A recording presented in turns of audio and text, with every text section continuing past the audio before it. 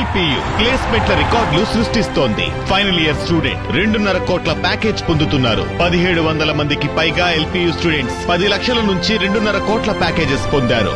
విద్యా విప్లవం ప్రారంభమైంది లవ్లీ ప్రొఫెషనల్ యూనివర్సిటీలో.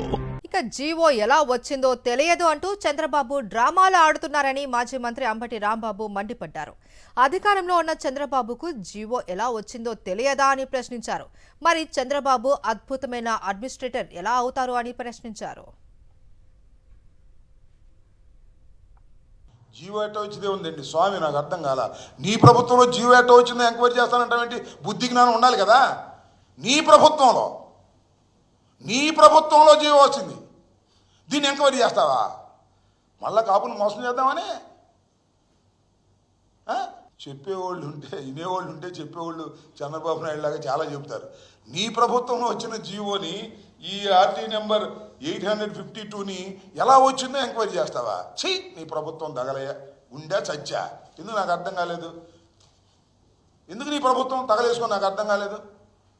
నీ ప్రభుత్వంలో జీవో ఎట్లా వచ్చిందో నువ్వు ఎంక్వైరీ చేసే పరిస్థితికి దిగజారిపోయావంటే నువ్వు అడ్మినిస్ట్రేటర్వా?